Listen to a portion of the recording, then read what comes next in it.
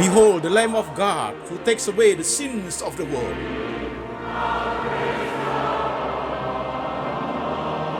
Jesus said, I am the way, the truth, and the life. No one comes to the Father but by me.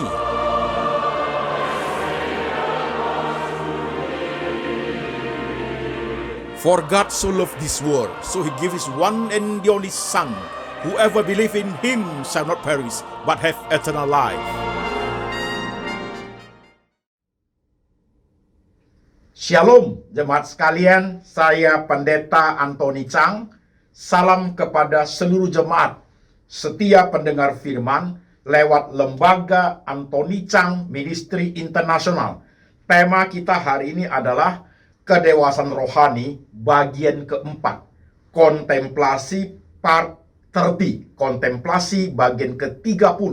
Dan firman Tuhan hari ini kita ambil dari dua bagian. Bagian pertama, Injil Matius pasal 26 ayat 30 sampai 35. Demikian firman Tuhan.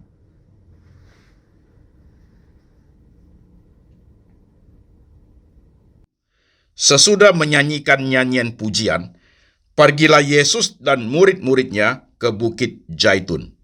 Maka berkatalah Yesus kepada mereka, "Malam ini kamu semua akan tergoncang imanmu karena aku. Sebab ada tertulis, aku akan membunuh gembala, dan kawanan domba itu akan tercerai-berai. Akan tetapi, sesudah aku bangkit, aku akan mendahului kamu ke Galilea."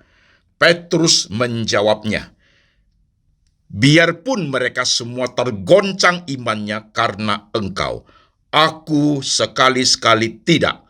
Yesus berkata kepadanya, "Aku berkata kepadamu, sesungguhnya malam ini, sebelum ayam berkokok, engkau telah menyangkal aku 3 kali." Kata Petrus kepadanya, "Sekalipun aku harus mati bersama-sama engkau, aku takkan menyangkal engkau." Semua murid yang lain pun berkata demikian. Amin. Firman Tuhan bagian kedua dari Injil Yohanes pasal 21 ayat 15 sampai 19. Demikian firman Tuhan.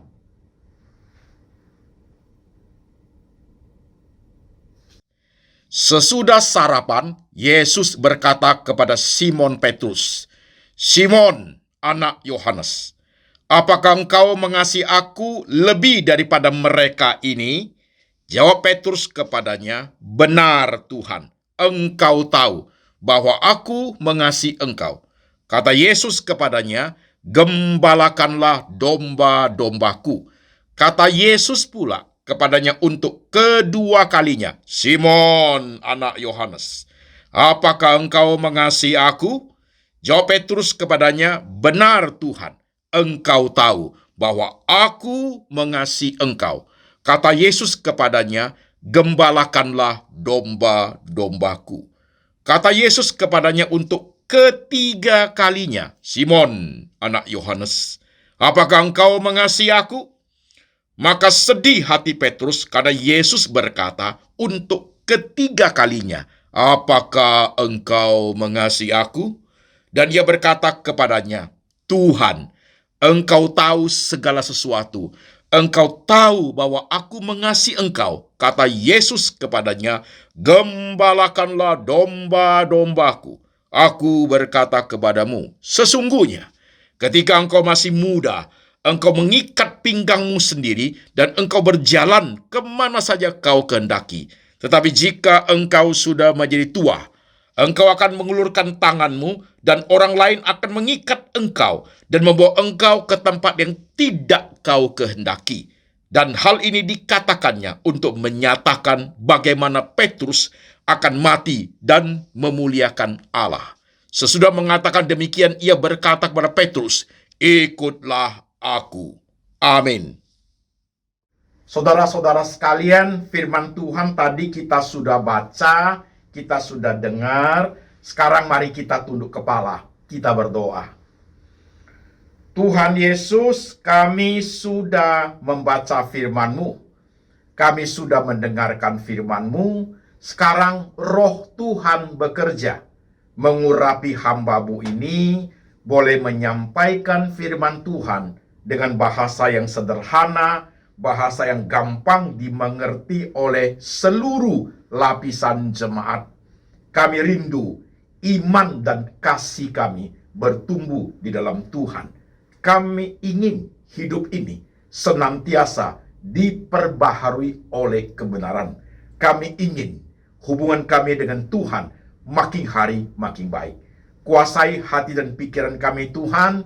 Kami siap hati, siap pikiran, siap iman untuk menerima sabda Tuhan. Tuhan Yesus berbicara, kami mendengar. Dalam nama Tuhan Yesus kami berdoa. Amin. Shalom jemaat sekalian, apa kabar? Saya berharap seluruh jemaat kehidupannya baik, diberkati Tuhan. Saudara-saudara sekalian, tema kita hari ini adalah kedewasaan rohani part 4, bagian keempat. Kontemplasi bagian ke-30. Saudara menyimak sebentar, bagi saudara yang mungkin pertama kali ikut di ibadah ini, atau saudara yang sudah sering ikut, saya kembali memberikan penjelasan supaya tetap menjadi suatu reminder buat kita. Saudara-saudara sekalian, tema kedewasaan rohani sudah sampai di seri keempat. Seri 1, 2, 3 sudah lewat. Saudara-saudaraku, tema kedewasaan rohani ini adalah hasil daripada 4 khotbah atau 5 khotbah dari kumpulan khotbah saya yang ada di YouTube channel Lembaga Anthony Chang Ministry Internasional. Itu ada sekitar 350 sampai 400 khotbah. Jadi setiap 4 khotbah saya ambil, saya integrasikan saudaraku menjadi satu khotbah kedewasaan rohani part 1. Khotbah berikutnya kedewasaan rohani part 2. Nah, sekarang adalah kedewasaan rohani part 4. Adalah integrate daripada 4 khotbah di khotbah yang sudah saya khotbahkan di lembaga ini. Oke jemaat, clear? Dan saudara-saudara sekalian, pentingnya tentang kedewasaan rohani ini, saudaraku, adalah khotbahnya 1 minggu 1 kali saja. Mengapa seperti ini? Karena saudaraku, waktu selesai dengar khotbah ini, saudara butuh waktu 1 minggu membawakan apa yang saudara dengar hari ini menjadi suatu bahan kontemplasi the rest of your life dalam 7 hari itu, dalam semua dimensi kehidupan. Rumah tangga, pekerjaan, sekolah, berteman, berolahraga, bergaul dengan siapapun, saudaraku, itu interaksi saudaraku dalam hidup saudara dengan Tuhan itu lewat kontemplasi dengan apa yang dikhotbahkan tentang kedewasaan rohani itu. Begitu. Oke jemaat, clear? Nah, saudara-saudaraku, sekarang kita mulai pelan-pelan saudara ya. Seperti yang saya katakan, saudara-saudara sekalian, seperti yang saya katakan, setiap khotbah kedewasaan rohani selalu akan dimulai dengan suatu platform tentang pertumbuhan rohani itu, sehingga jemaat sudah menjadikan itu menjadi suatu dasar untuk kedewasaan rohani ke seri yang keberapapun. Oke, saudaraku, saya akan terus mengulang hal ini. Saudara menyimak. Alkitab ini, saudara sekalian, adalah primary source, sumber yang paling utama, kebenaran yang mutlak, yang mengajar bagaimana kita hidup, bagaimana kita beriman, bagaimana kita berinteraksi dengan Tuhan. Ini Bible, oke? Dari Alkitab ini, saudaraku, pertumbuhan rohani yang konsisten dan proporsional adalah ketika melihat kitab suci ini bergerak ke 4 arah. Bergerak ke 4 arah.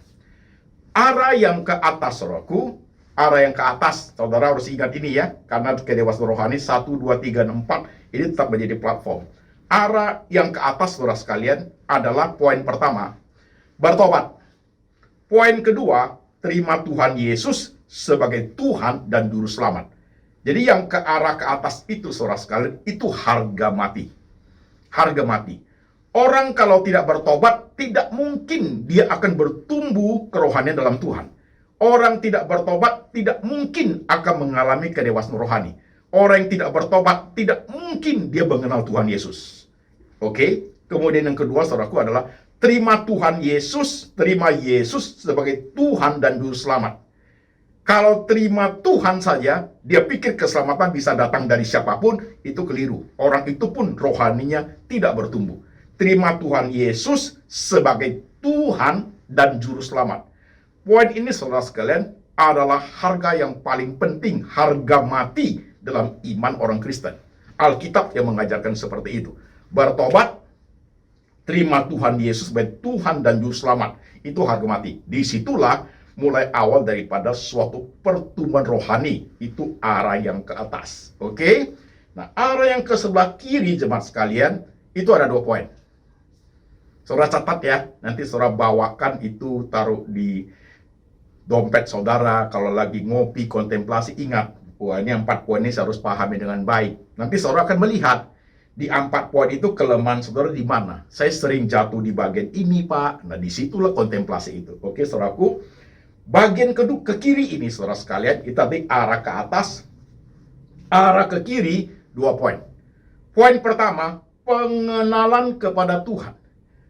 Udah bertobat, udah percaya, mulai terjadi proses mengenal Tuhan. Baca firman Tuhan, mengerti cara Tuhan kerja, mengerti baiknya Tuhan, belajar dari cintanya Tuhan, bergerak di situ. Pengenalan kepada Tuhan, itu poin pertama di sini. Setelah pengenalan Tuhan akan membawa kita pada poin kedua, pengenalan kepada diri sendiri. Makin tahu Tuhan, makin tahu diri. Makin kenal diri, makin kenal Tuhan. Jadi yang sebelah kiri ini, 2 poin itu seperti mata rantai yang terus berkait. Itulah proses pertumbuhan yang proporsional dan baik sekali bagi setiap orang percaya. Oke jemaat, arah atas sudah, arah kiri sudah, sekarang arah ke kanan. Arah ke kanan ini, saudaraku, 3 poin. Arah ke kanan itu 3 poin. Poin pertama, Christian worldview. Artinya, cara pandang Kristiani terhadap semua dimensi kehidupan. Orang lain bisa cinta Tuhan, kenapa saya tidak ya? Apa yang membedakannya ya? Orang lain itu cinta Tuhan sampai bisa hidupnya dijaga dengan amat baik, itu bukti dia cinta Tuhan. Kok saya nggak bisa ya? Kenapa saya hanya cinta Tuhan sebatas bibir saja? Prakteknya, realitanya enggak. Kenapa saya bisa begitu? Itu Christian worldview itu akan diperbaharui, saudara sekalian. Itu poin pertama. Poin kedua sebelah kanan adalah, saudaraku, faith in Christ. Beriman kepada Yesus Kristus. Mengapa ya? Setelah saya beriman kepada Tuhan Yesus, kok aku masih percaya kepada tukang ramal? Setelah aku percaya kepada Tuhan Yesus, maka mengapa aku masih percaya kepada Tuhan tanda kutip? Mengapa saya masih percaya kepada belief, kepercayaan, superstitious, tahyul? Mengapa? Mengapa setelah saya percaya kepada Tuhan masih ditakut-takuti oleh fenomena-fenomena yang bersifat superstitious, tahyul? Kenapa? Imanku ada di mana? Itu. Oke. Poin pertama, Christian worldview. Poin kedua, faith in Christ. Poin ketiga, intimacy with God. Kedekatan dengan Tuhan. Seberapa dekat aku dengan Tuhan? Ini poin ketiga, ini bagian ke kanan, saudaraku ya. Jelas ya? Atas sudah, kiri sudah, kanan sudah. Sekarang ke bagian bawah. Ke bagian bawah itu adalah mind and heart. Hati dan pikiran. Karena kita manusia, karena kita hidup dalam alam semesta ini, Tuhan memberikan hati dan pikiran kepada kita, maka ini menjadi poin raksasa, saudaraku. Jikalau seseorang bisa mensinkronkan hati dan pikirannya sesuai dengan firman Tuhan diajari, itu orang hebat, saudaraku. Itu disebut orang rohani. Itu disebut orang raksasa rohani. Hidup manusia ini, saudara sekalian, poin yang ke bawah ini, heart and mind itu selalu bertempur. Kadang-kadang hati tidak cocok dengan pikiran. Kadang-kadang pikiran tidak cocok dengan hati. Kadang-kadang duanya bertempur, saudaraku. Disitulah kita sebagai orang percaya bagaimana become the winner between the battle of heart and mind. Ini besar, saudaraku. Oke. Jadi ini pergerakan ini terjadi dalam kehidupan orang percaya. Alkitab jadi source, sumber utama. Ke atas, ke kiri, ke kanan, ke bawah. Clear ya jemaat ya? Ini platform. Jadi saudara yang sudah terbiasa ikuti khotbah saya tentang kedewasaan rohani sudah sampai di seri yang keempat di saudaraku, ini platform yang akan memimpin saudara kepada suatu pertumbuhan kedewasaan rohani, yang akan mengajar saudara untuk melihat seperti melihat suatu diagram nantinya. Oh, Pak Pendeta khotbahnya, oh ini kelemahan saya di sini, kelemahan saya di sini. Hati dan pikiran saya suka hati saya suka itu loh Pak. Suka dengki saya Pak, ini problem saya. Pengenalan pada diri saya kurang baik sebelah kiri ini. Oh ini tentang intimasi with God itu. Saya masalah sama Tuhan asal ada saja Pak. Saudaraku, akan melihat. Setelah ikuti khotbah tentang kedewasaan rohani dari part 1, 2, 3, 4 sampai seterusnya saudaraku, dalam sekitar 3 tahun saja, saudara akan melihat dengan jelas rohani saudara bertumbuh seperti apa. Tentunya dengan mengikuti khotbah saya yang sekitar sudah ada 350 sampai 400 khotbah YouTube channel itu. Itu sebagai suatu pelengkap, sebagai suatu memberi wawasan demi wawasan yang ada untuk masuk ke khotbah kedewasaan rohani. Oke jemaat, clear? Jelas ini ya? Nah sekarang kita masuk poin hari ini. Kedewasaan rohani part 4 bagian keempatnya saudaraku, kita membahas tentang dinamika pertumbuhan iman dan kasih. Dinamika pertumbuhan iman dan kasih. Faith and love. Faith and love. Saudara-saudara sekalian, lihat diagram ini. Tetap kita refer kepada diagram ini saudaraku ya. Iman itu, faith itu anugerah Tuhan. Sudah tidak bisa disangkal saudaraku ya. Karena Bible berkata demikian. Kita beriman karena Tuhan memberikan iman itu. Iman itu adalah anugerah. Betul, saudaraku. Itu sudah tidak bisa disangkal. Tidak bisa ada satu orang pun untuk berjuang sesuatu untuk mendapatkan iman. Never, saudaraku. Iman adalah anugerah Tuhan. Betul. Tetapi ingat, seperti yang kita khotbahkan dalam seri di Lembaga Anthony Chang Ministry Internasional ini, iman adalah anugerah Tuhan, betul. Tapi proses untuk mencapai peneguhan iman itu butuh perjuangan dari orang percaya itu sendiri. Jadi sifatnya sudah personal. Mengapa demikian Pak Pendeta? Kembali kepada platform ini. Saudara akan melihat circle daripada platform ini saudaraku, ketika melihat hidup saudara, melihat pertumbuhan iman teman-teman saudara, melihat saudara-saudara iman saudara di gereja, ada yang imannya rapuh bukan main. Ada imannya seteguh batu karang. Ada yang imannya sekuat baja. Inilah yang kita khotbahkan hari saudaraku. Oke? Iman anugerah Tuhan, betul. Tapi proses untuk mencapai peneguhan iman dibutuhkan perjuangan, pengorbanan daripada orang percaya itu sendiri. Ini sudah sifatnya personal. Kemudian kasih. Hari ini kan kita bahas mengenai faith and love. Kasih itu bertumbuh ketika kita sudah beriman kepada Tuhan. Pada saat kita percaya kepada Tuhan Yesus sebagai Tuhan dan Juru Selamat, iman sudah ada pada diri kita, otomatis kita mulai memahami kasih Tuhan. Tuhan yang lebih dahulu mengasihi kita. Karena begitu besar kasih Allah kepada dunia ini, maka dia mengaruniakan anaknya yang tunggal. Di situ kita memahami, mengalami kasih Tuhan. Maka kasih Tuhan itu memperbaharui hidup kita untuk mengasihi Tuhan Yesus dan mengasihi sesama. Oke jemaat? Jadi faith and love itu dia bertumbuh seiring, saudaraku.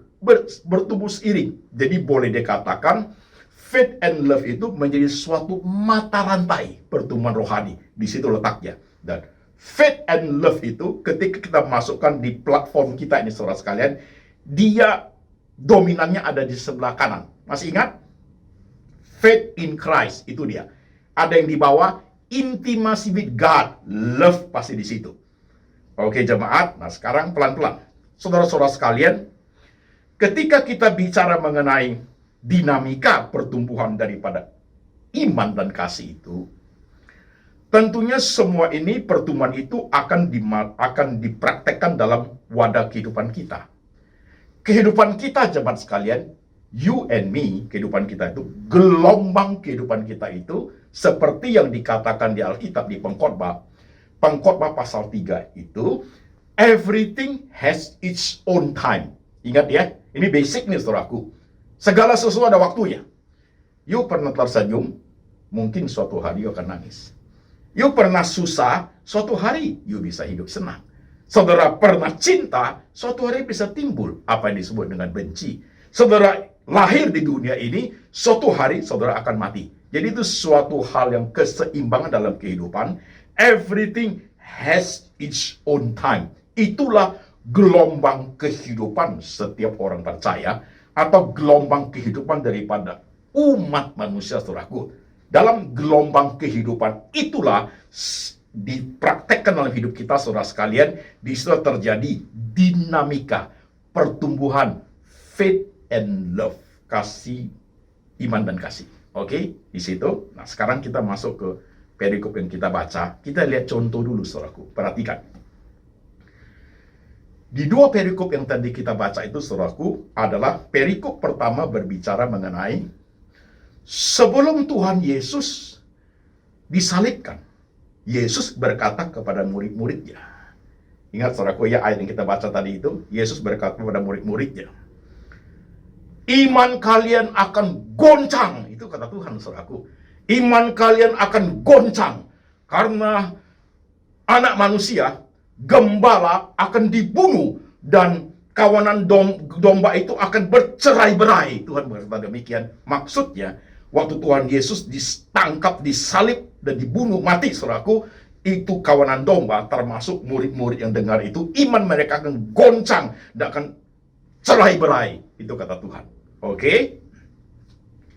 Kemudian, saudaraku, kita perhatikan di Injil Yohanes 21 ayat 15 sampai 19 itu, Yesus berkata tentang kepada Simon Petrus. Simon Petrus, apakah engkau mengasihi aku? Itu jelas sudah bicara mengenai love. Oke ya? Yang tadi itu di Matius itu bicara mengenai faith. Iman kalian akan goncang.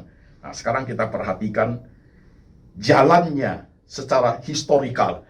Kaitannya antara satu peristiwa dengan peristiwa lain di dalam pertumbuhan dinamika, pertumbuhan faith and love daripada murid-murid Tuhan Yesus, khususnya Simon Petrus dan kawan-kawan. Jemaat menyimak. Saudara-saudara sekalian, Yesus berkata, gembala akan dibunuh dan iman kalian akan goncang. Kawanan domba akan cerai-berai.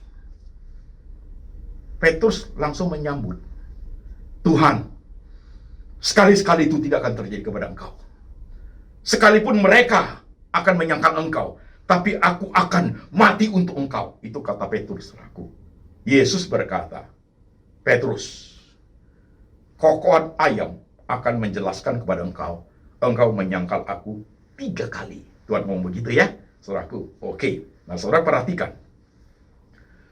Ketika Tuhan Yesus dibawa untuk disiksa, dibawa untuk sebelum disalibkan, saudaraku, Petrus tuh ikut loh, saudaraku. Petrus ikut masuk ke mahkamah. Dia duduk bersama mereka itu menyaksikan Yesus disesah, menyaksikan Yesus diludahi, menyaksikan Yesus itu dipukul, dihina, diejek. Dia saksikan dengan mata kepala sendiri oleh Petrus itu.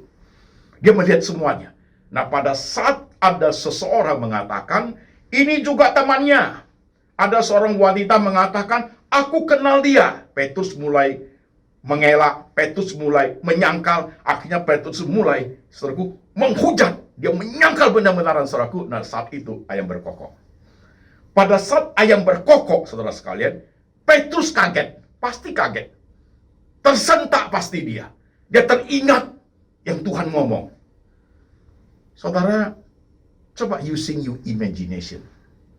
Ketika Petrus sadar waktu yang berkokok, pasti dia teringat akan Tuhan ngomong. Otomatis, pasti dia akan direct melihat ke Tuhan. Ya dong. Dan momen itu Tuhan pun lihat dia. Alkitab menjelaskan Petrus itu menangis terseduh-seduh. What happened, saudaraku? Apa yang terjadi? Apa yang terjadi? Jemaat sekalian, ketika Petrus sadar lewat kokohan ayam itu, ketika melihat kepada Yesus, at the same time, Tuhan lihat dia. Dia melihat sinar mata Yesus yang sedang dianiaya begitu kesakitan itu, sinar matanya penuh dengan kasih. Sinar matanya penuh dengan pengertian. Bukan sinar mata yang judgmental. Bukan sinar mata yang seolah menceritakan, menyalahkan Petrus. Maka di situ, saudaraku, sinar mata itu meremukkan hati dia. Maka dia menjadi sangat sedih dan menangis terseduh-seduh. Itu Petrus, saudaraku. Oke, kita lanjut ya. Nah, saudara sekalian, setelah Yesus mati, sebelum dia bangkit, Markus 16 ayat 1. Saya sudah khotbah itu tentang kebangkitan Tuhan, lihat di YouTube channel saya. Saudara sekalian, Markus 16 ayat 1, pagi-pagi hari Sabat itu, 3 wanita pergi membeli rempah-rempah untuk ke kubur Yesus, meminyaki mayat Yesus. Kelihatan kalimat itu simple, tapi ketika kita coba mencerna lebih dalam, di mana yang laki-laki? Mengapa yang ada hanya 3 perempuan? Kemana itu laki-laki semua? Ini berperan di tema kita, saudaraku, faith. Di mana iman para rasul itu? Di mana iman murid-murid Tuhan yang laki-laki itu? Kalau kita belajar di background of the Bible, saudaraku, mereka ngumpet. Mereka sembunyi, saudaraku. Karena mereka takut. Karena Tuhan sudah mati, ya, yang paling besar sudah mati, filosofi mereka, kalau zaman mereka itu kepercayaannya, kalau Tuhan, dewa sudah mati, pengikutnya semua dibantai, saudaraku. Karena mereka melihat Tuhan mereka sudah mati, nanti mereka juga akan dibantai. Semua bersembunyi. Semua murid-murid bersembunyi, kecuali 3 wanita. 3 wanita tampil ke depan untuk pergi ke kuburan Tuhan Yesus. Tapi bunyi ayatnya, mereka pergi membeli rempah-rempah untuk meminyaki mayat Tuhan Yesus. Mereka pergi untuk upacara ritual kematian. Mereka pergi bukan untuk menyaksikan kebangkitan Tuhan. Iman mereka juga dalam keadaan sangat goncang. Iman Petrus dan kawan-kawannya seperti yang sudah dikonfirmasi oleh Tuhan Yesus sebelum kematiannya. Iman kalian akan goncang. Goncang mereka, saudaraku. Goncang luar biasa. Semua yang laki-laki sembunyi. Dan yang 3 perempuan tampil ke depan itu, iman mereka juga goncang. Karena mereka pergi bukan menyaksikan kebangkitan Tuhan. Bukan. Pergi untuk upacara, acara, ritual kematian. Bawa rempah-rempah, minyaki mayatnya. Rempah-rempahi mayatnya. Oke? Setelah mereka sampai di tempat gua itu, melihat Yesus tidak ada, dikonfirmasi oleh malaikat, Yesus dari Nazaret sudah bangkit. Mereka teringat, Yesus berkata sebelum kematian, gembala akan dibunuh. Iman kalian akan goncang semua. Dan domba bercerai-berai. Namun aku berkata kepadamu, aku mendahului kamu ke Galilea. Teringat mereka, saudaraku. Maka mereka pergi memberitahukan kepada Petrus dan kawan-kawannya. Di saat itu, gempar rohani mereka. Bertumbuh rohani mereka. Sampailah kepada ayat yang kita baca di Yohanes 21 ayat 15-19. Petrus, apakah engkau mengasihi aku? 3 kali Tuhan tanyanya. Tuhan tanya kepada Petrus 3 times. 3 kali, saudaraku. Nah, sekarang perhatikan. Petrus menjawab, aku mengasihi engkau Tuhan. Yang kedua kali, aku mengasihi engkau Tuhan. Ditanya sampai 3 kali, maka sedihlah hati Petrus. Why? Mengapa Petrus sedih, saudaraku? Saudara menyimak, mengapa Petrus sedih? Coba saudara perhatikan lewat platform kita ini. Mengapa Petrus sedih? Sampai 3 kali ketika ditanya, Petrus menjadi sedih. Maka Petrus menjawab, Tuhan, engkau tahu segala sesuatu. Tahu segala sesuatu, tahu apa? Tahu rekam jejak iman dan kasih dari Simon Petrus. Yes. Tahu rekam jejak iman dan kasih daripada Simon Petrus. Saudara perhatikan lebih teliti tentang kronologi itu. Directnya Tuhan bicara kepada Petrus loh. Tuhan tidak bicara kepada murid-muridnya. Directnya kepada Petrus. Karena Petrus yang menyikapi Tuhan ketika dia mengatakan, aku akan mati untuk engkau. Oke, jemaat. Oke. Nah, sekarang kalau kita sampai poin ini, saudara sekalian. Lihat pertumbuhan iman dan kasih daripada murid-murid Tuhan itu dalam gelombang kehidupan mereka itu naik turun. Lemahnya mereka di mana? Faith in Christ-nya goncang, pasti. Lemahnya mereka di mana? Love-nya. Karena iman goncang, pasti love akan ikut goncang, saudaraku. Tidak mau mereka mati untuk Tuhan, mereka bersembunyi. Itu terjadi kegoncangan luar biasa, ya. Before resurrection, sebelum kebangkitan, goncang luar biasa, saudaraku. Mereka merasa sudah tidak ada harapan. Tapi ketika Yesus bangkit, membuat mereka tuh imannya, iman dan kasih bertumbuh luar biasa. Saudara, ini menarik loh untuk kita bahas. Karena temanya kedewasaan rohani, khotbahnya pasti tidak sesederhana setiap khotbah yang ada. Itu sebenarnya sudah masuk kepada pemikiran yang dalam tingkat analisa dan juga tingkat yang sifatnya sintesa. Oke jemaat, coba pahami dengan baik. Saudara-saudara sekalian, saudaraku, waktu aku melihat pertumbuhan rohani mereka itu murid-murid dalam gelombang seperti ini, numpang tanya, kalau kita seperti apa? Kita masing-masing punya gelombang kehidupan, ya kan? Ya. Mereka alami itu, saudaraku. Dan kita tidak bisa ambil begitu saja menjadi milik mereka. Masing-masing kita punya. Maka perlulah suatu cara disebut kontemplasi. Kontemplasi, saudaraku. Kontemplasi adalah the best way. Ada cara yang paling baik untuk suatu communion with God. Suatu komunikasi, suatu pergaulan, suatu kedekatan dengan Tuhan, saudaraku, lewat kontemplasi. Nah, kalau sekarang pelan-pelan kita masuk ke bagian kontemplasi, saudaraku, ya. Coba tetap pakai plafon ini mengenai faith and love daripada diri saudara sendiri. Coba perhatikan. Iman saudara bertumbuhnya sampai hari ini seperti apa? Semua gelombang kehidupannya. Nah, ini perlu terbuka sedikit, saudaraku. Namanya kontemplasi. Pak Antoni, kalau soal iman ya, bukannya aku tidak percaya Tuhan, tapi aku beriman, Pak. Aku masih percaya kepada penyembahan-penyembahan, Pak. Imanmu iman apa, saudaraku? Ini baru pertanyaan sederhana loh, kontemplasi sederhana. You still believe kepada yang lain.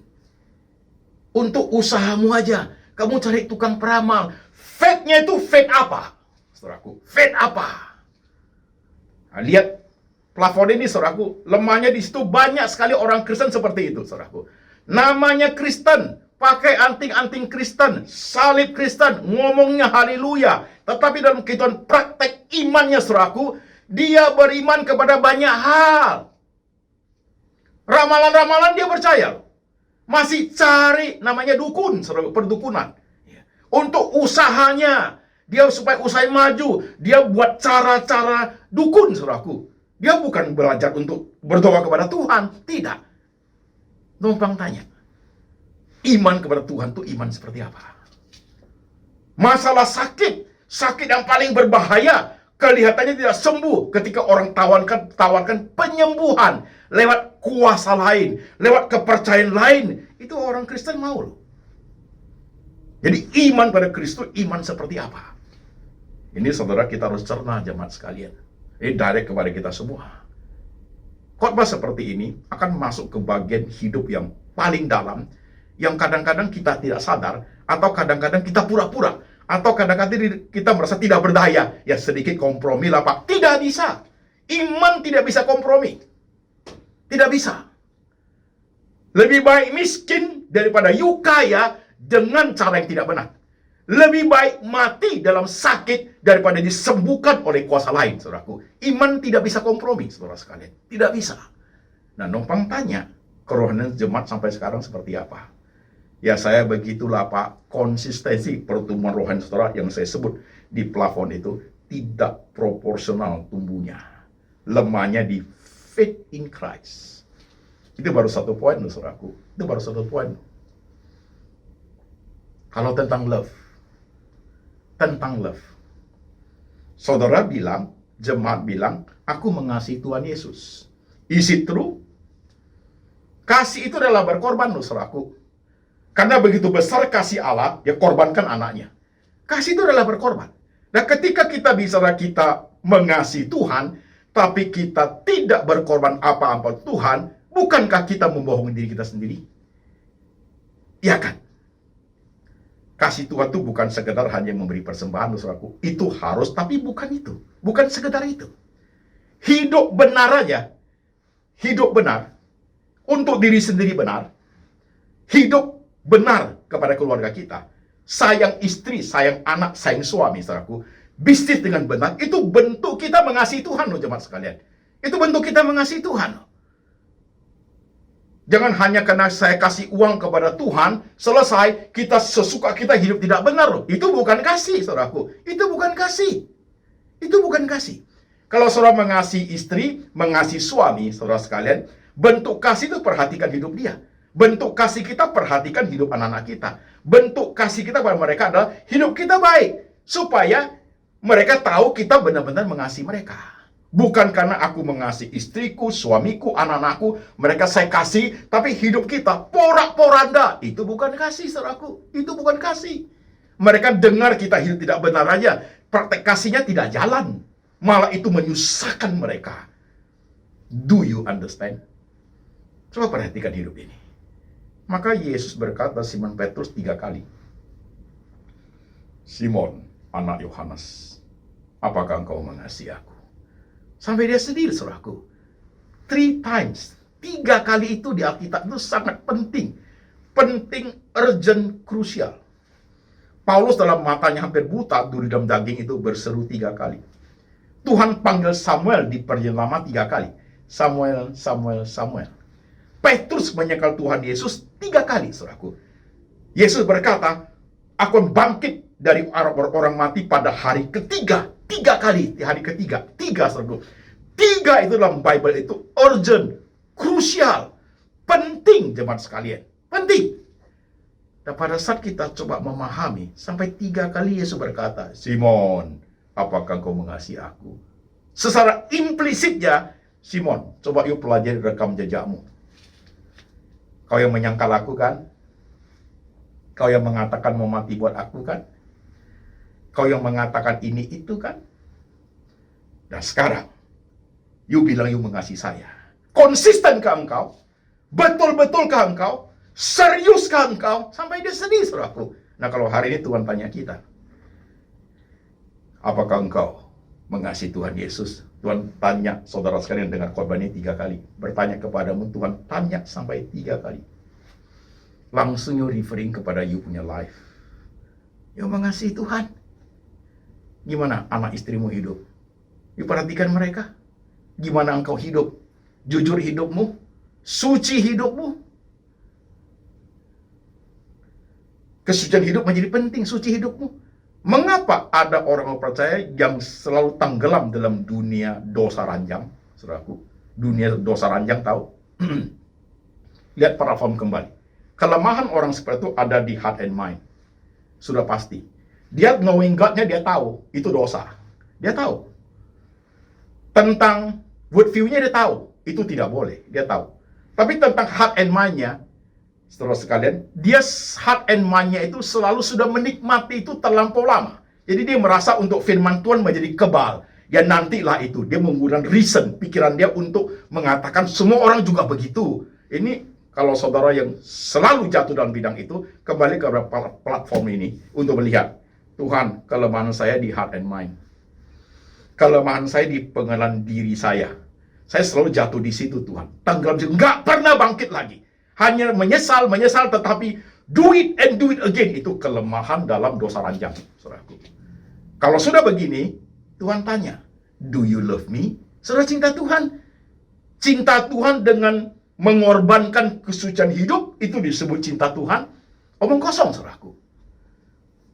Maka kita perhatikan hidup kita. Ketika faith and love itu, dinamika pertumbuhan kerohanian dalam gelombang kehidupan itu naik jatuh bangun sih, saudaraku. Betul. Tetapi tidak ada satu orang pun yang tidak melakukan kesalahan.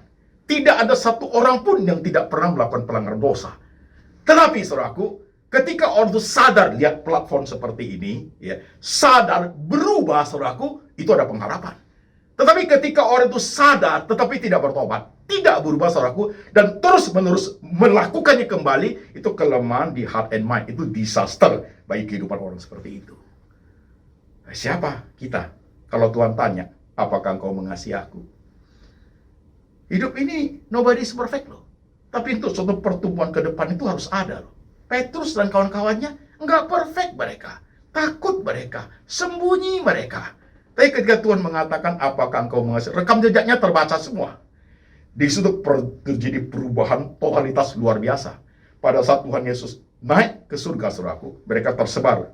Pergi memberitakan Injil untuk tidak ketemu lagi.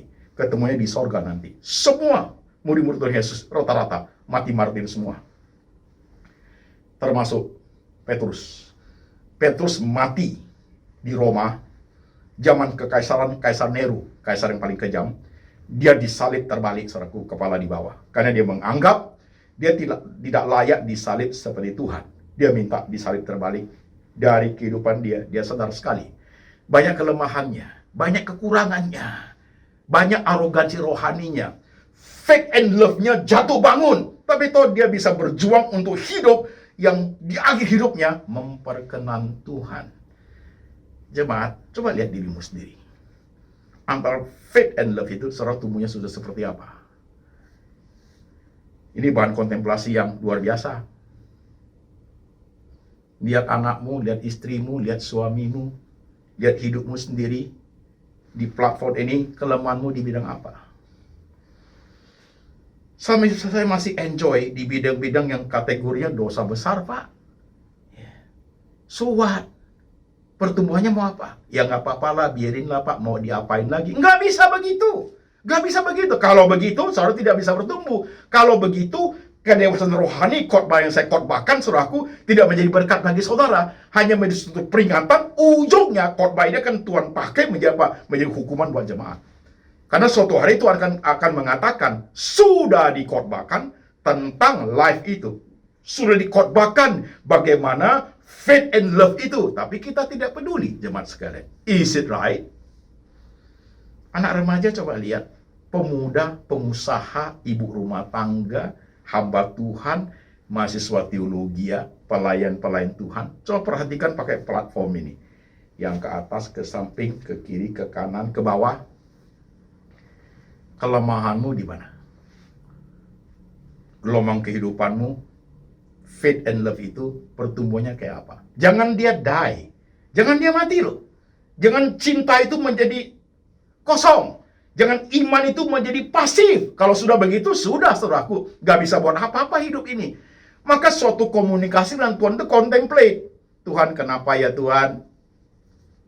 Sekian lama saya percaya kepada Engkau. Ini bagian ini, intimasi dan love ini Tuhan. Nggak tumbuh-tumbuh saya Tuhan Yesus. Nggak tumbuh-tumbuh. Gampang sekali kakiku berjalan ke jalan orang berdosa. Gak pernah tumbuh saya Tuhan. Kenapa bagian ini gak tumbuh-tumbuh Tuhan? You asking God. Kenapa Tuhan? Saya hanya lip service Tuhan Yesus. Hati dan pikiran saya penuh kelicikan. Kenapa ini gak tumbuh ya Tuhan? Saya pakai salib, tapi kenapa ini gak tumbuh Tuhan? Saya tampil rohani, tapi dalamnya busuk, bukan main Tuhan. Seperti yang kau katakan di Alkitab. Engkau seperti kuburan, luarnya putih bersih, dalamnya busuk penuh dengan tulang belulang. Itu aku Tuhan. You tell Jesus. Saudaraku, gunakan platform ini untuk kontemplasi. Yang 3 menit, 10 menit, 1 jam, 2 jam, 15 menit di kantor, atau 5 menit di Starbucks. Buka kembali catatan itu. Yang Bible, 4 arah itu. Lihat sebentar Tuhan. Aku ini loh Tuhan. Udah selesai, ngopi, ngobrol sama teman. Lanjut. Nanti kontemplasi selama 1 minggu, cepat sekalian. See you life. Lihat hidupmu.